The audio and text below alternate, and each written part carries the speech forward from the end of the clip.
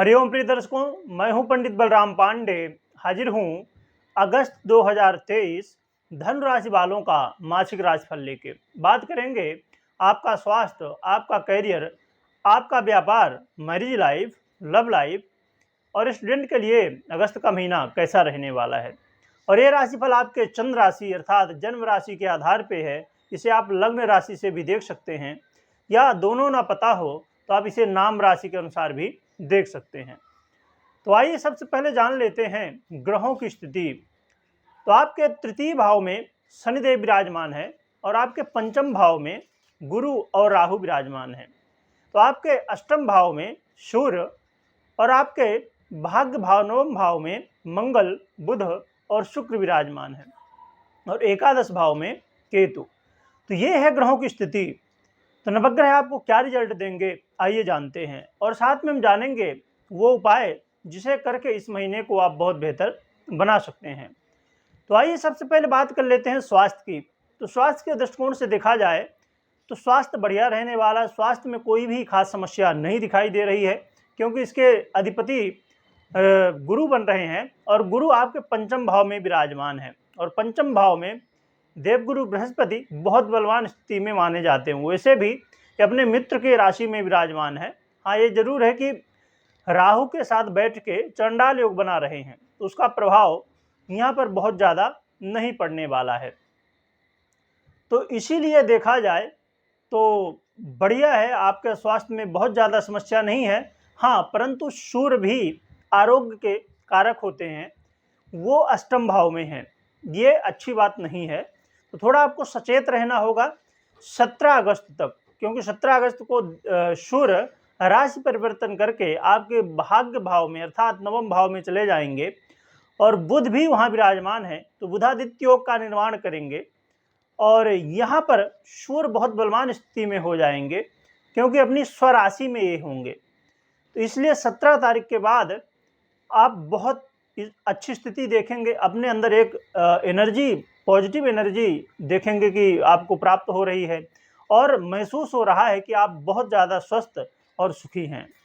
आगे भी बहुत महत्वपूर्ण बातें हैं, जरूर लास्ट तक बने रहिएगा। अब आगे हम बात कर लेते हैं स्टूडेंट की, विद्यार्थियों की। तो विद्यार्थियों के लिए देखा जाए तो पंचम भाव और पंचम भाव में खुद देवगुरु बृहस्पति विराजमान है, बहुत बढ़िया है। देवगुरु बृहस्पति आपके पढ़ाई लिखाई के क्षेत्र में बहुत बेहतर करने वाले, आपका मन लगने वाला है। आप गहन अध्ययन करेंगे अर्थात पूरे मन से पढ़ाई करेंगे और डिटेल में। परंतु इस बात का ध्यान रखना है कि राहु विराजमान है यहाँ पर और सोशल मीडिया में बहुत ज़्यादा आधिपत्य होता है राहु का। तो अपने ज्ञान को सोशल मीडिया तक नहीं ले जाना है, अपने ज्ञान को अपने पढ़ाई में लगाना है, अर्थात अपने दिमाग को सोशल मीडिया से दूर रखना है। थोड़ा सा यदि आपको पढ़ाई करना है तो मोबाइल से दूरी बनाए रखें। हाँ, जो आपको चाहिए, क्योंकि आजकल यूट्यूब हो गया या बहुत सारे ऐसे सोशल मीडिया हैं, खासकर यूट्यूब और गूगल, यहाँ पर बहुत सारी जानकारियाँ होती जो हमारे काम की होती हैं। तो जो अपने काम की जानकारी उनको लीजिए बस, उसके अलावा अपने को कुछ देखना ही नहीं है। तो बस यदि ये सिद्धांत बना लेते हैं तो विद्यार्थियों के लिए ये समय बहुत बढ़िया रहेगा, क्योंकि राहु भ्रमित करते हैं, तो भ्रमित होने से बचना चाहिए आपको। आइए आगे अब बात कर लेते हैं लव लाइफ की। तो लव लाइफ में देखे जाए स्थितियां, थोड़ा सावधानी बरतनी होगी, क्योंकि देवगुरु बृहस्पति तो बैठे हैं परंतु राहु बैठे हैं। तो वही बात जो स्टूडेंट के लिए है, भ्रमित ना हो। अर्थात यदि आपके पार्टनर के बारे में कोई कुछ बोलता है कि आपके पार्टनर जो है, लव पार्टनर हैं, उनको मैंने यहाँ देखा, ऐसा देखा, ये सुना, वो सुना, अपने कानों पे, अपने आँखों पे भरोसा रखिए। भगवान ने इसीलिए हर एक व्यक्ति को दिमाग दिया है कि सुनिए तो सबकी, पर करिए अपनी। अपनी भी वही करिए जो सही है, ऐसा नहीं कि अपनी करने के चक्कर में गलत कर जाए। तो सही क्या है, गलत क्या है, ये हमको समझ होनी चाहिए और हमको वही व्यवहार करना चाहिए, ना कि किसी के कहने पर। क्योंकि राहु यहाँ भ्रमित करेंगे परंतु बहुत ज़्यादा समस्या नहीं होने पाएगी, कारण कि शुक्र देव विराजमान है भाग्य भाव में। ये भाव बहुत अच्छा माना जाता है, त्रिकोण है, और त्रिकोण में भी नवम भाव बहुत बलवान माना जाता है। पंचम भी हो गया त्रिकोण और नवम भी, तो नवम बहुत बलवान होता है। तो यहाँ पर शुक्र विराजमान, हाँ ये जरूर है कि शत्रु के राशि के हैं, सूर्य के राशि के हैं, और फिर 17 तारीख के बाद सूर्य खुद यहाँ आ जाएंगे, तब फिर और भी कमजोर स्थिति में हो जाएंगे। इसीलिए मैं कहता हूँ है तो समय बढ़िया, पर थोड़ा सा सावधानी बरतनी है ना, तो बढ़िया रहेगा। अब आइए आगे बात कर लेते हैं दाम्पत्य जीवन की। दाम्पत्य जीवन की बात करें, दाम्पत्य जीवन में भी कोई समस्या नहीं है दिखाई दे रही है, परंतु मंगल और शुक्र विराजमान है एक साथ, ये अच्छी बात नहीं है। क्यों कि इससे हमारा मन भटकता है, हमारा मन चंचल, वैसे भी मन तो चंचल ही है और भी ज्यादा चंचल हो जाता है। तो अपने मन को काबू में रखना है और विपरीत के प्रति आकर्षित नहीं होना है, तो फिर बहुत बढ़िया स्थिति हो जाएगी आपके मैरिज लाइफ की।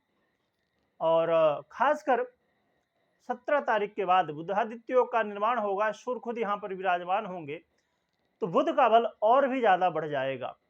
तो फिर यहाँ पर दाम्पत्य जीवन में आपके जो लाइफ पार्टनर हैं उनके जीवन में बड़े बदलाव हो सकते हैं।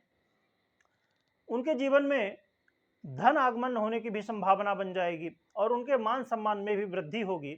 और आरोग्यता, अभी तक यदि कोई स्वास्थ्य को लेकर समस्याएं चल रही थी वो दूर होंगी और आरोग्यता की प्राप्ति भी होगी। आइए आगे बढ़ते हैं और बात कर लेते हैं व्यापारियों की। तो व्यापारियों को देखा जाए तो स्थितियां बहुत बढ़िया, बुधादित्य योग का निर्माण 17 तारीख से हो जाएगा, पहले भी ठीक है, पर 17 तारीख के बाद फिर समझ लीजिए, कहते हैं ना कि लॉटरी लग गई है, वैसी स्थिति बनने वाली है। 17 तारीख के बाद, 17 अगस्त के बाद ये जो बुधादित्य योग का निर्माण वो भी खुद सूर्य के राशि में, और वो भी नवम भाव भाग्य भाव में हो रहा है, अर्थात भाग्य का साथ मिलेगा जिससे बल्ले बल्ले हो जाएंगे। अर्थात आप मेहनत करिए और आपको सफलता प्राप्त होगी। ये मौका है अगस्त का महीना, ऐसी कई राशियां हैं जिनके लिए बहुत बड़ा मौका अगस्त का महीना, उनमें से एक ये भी राशि है। तो चलिए आगे बढ़ते हैं और बात कर लेते हैं करियर की। तो करियर में भी बहुत अच्छी स्थिति है और यहाँ पर बुध अधिपति बन रहे हैं, और जैसे अभी मैंने पहले बताया कि बुधादित्य योग का निर्माण 17 तारीख से हो रहा है, 17 अगस्त से, ये भी आपके करियर में भी बहुत बड़ा उछाल होगा। और खासकर उन लोगों के लिए जो फाइनेंस के फील्ड में काम करते हैं, जो सरकारी क्षेत्र में काम करते हैं, या ऐसा कोई काम जहां पर बुद्धि की आवश्यकता हो, अर्थात बुद्धि की आवश्यकता तो सब जगह है, पर जहां पर ज्यादा दिमाग लगाना होता हो, शारीरिक मेहनत कम और मानसिक अर्थात दिमाग का काम ज्यादा होता है, जैसे शिक्षक हो गए, ज्योतिषाचार आदि हो गए, और कहीं पर आप कमीशन का काम करते हैं, वकील हो गए, ऐसे बहुत सारे लोग जहां पर बुद्धि का इस्तेमाल बहुत ज़्यादा होता है, वहां पर शारीरिक मेहनत नहीं पर दिमागी मेहनत होती है। अर्थात जितने लोग हैं सभी के लोगों के लिए, और खासकर जो लोग शेयर मार्केट में हो गए या ऐसे जगह इन्वेस्ट करने में हो गए या बैंकिंग सेक्टर में हो गए, इन लोगों के लिए तो समझ लीजिए ये मौका ज़बरदस्त है। और ऐसा मौका बार बार नहीं मिलता है, क्योंकि यहाँ पर देखिए दसम भाव आपके कर्म भाव में बुध की राशि है, और बुध बैठे हैं कहाँ पर, भाग्य भाव में। तो कर्म का अधिपति ग्रह भाग्य भाव में, और साथ में अपने मित्र की राशि, और साथ में बुधादित्य योग का निर्माण। तो ये कहते हैं ना कि सोने में सुहागा, वो वाली स्थिति बन रही है। अर्थात करियर में बहुत बड़ा उछाल आने वाला है, बहुत बड़ा यू टर्न होने वाला है, और 17 तारीख के बाद बहुत बड़ा बदलाव आपके जीवन में देखा जा सकता है।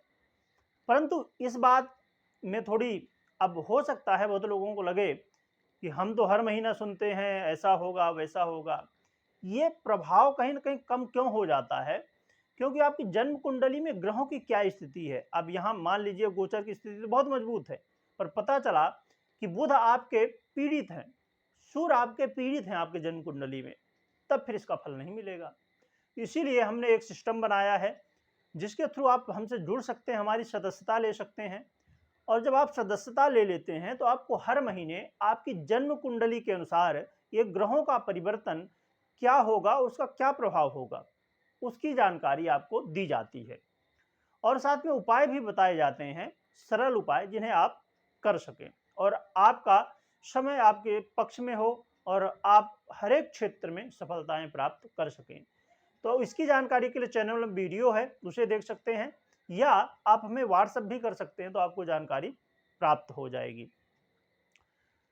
अब प्रिय दर्शकों, अब हम बात कर लेते हैं उपाय की। तो उपाय की बात करें तो एक तो भगवान सूर्य को आपको अर्घ देना है नित्य प्रति, और सुबह जितना जल्दी हो सके। और वैसे भी सूर्योदय से सूर्य अस्त के बीच में सोना नहीं चाहिए। यदि सूर्योदय से सूर्य अस्त के बीच में आप लेटे हैं, सो रहे हैं, तो इससे सोने से आपके अंदर कहीं ना कहीं आलस्य तो पैदा होता ही है और ज़्यादा, और साथ में आपकी आरोग्यता, जो इम्यूनिटी सिस्टम है, वो कमज़ोर हो जाता है, क्योंकि सूर्य आरोग्यता के इम्यूनिटी सिस्टम के अधिपति हैं। ये कमज़ोर होते हैं और सूर्य कमज़ोर होने का मतलब है सब कुछ कमज़ोर होना। कुंडली में सूर्य और चंद्रमा जिसके मजबूत हों, उसकी कुंडली में लगभग स्थितियां बेहतर ही मानी जाती हैं। बाकी ग्रह कितने भी कमज़ोर हों, तो सूर्य और चंद्रमा, और खासकर सूर्य, क्योंकि ये ग्रहों के राजा हैं, ये सब कुछ संभाल लेते हैं। ऐसा नहीं कि सब कुछ बढ़िया होगा, पर संभाल लेते, स्थितियां बहुत ज़्यादा गड़बड़ नहीं होती। इसलिए सूर्य को मजबूत करना है तो हर एक काम को टाइम टू टाइम अपनी लाइफ स्टाइल में बदलाव लाइए, हर एक चीज़ का एक सिस्टम बनाइए, और साथ में सूर्योदय होने से पहले उठिए और सूर्यास्त होने के बाद ही सोइए, बीच में दिन में मत सोइए। इससे आयु भी घटती है। और साथ में भगवान शिव की आराधना आपको करनी है। आपके लाभ भाव में केतु विराजमान है और राहु आपके पंचम भाव में विराजमान है और शनिदेव आपके तृतीय भाव में विराजमान है। तो कुल मिला के देखा जाए तो सभी ग्रहों की जो समस्याएं हैं, वैसे तो समस्याएं ज़्यादा है नहीं, जो थोड़ी बहुत है, तो भगवान शिव की आराधना करिए, उससे सब दूर हो जाएंगे। वीडियो देखने के लिए बहुत बहुत धन्यवाद।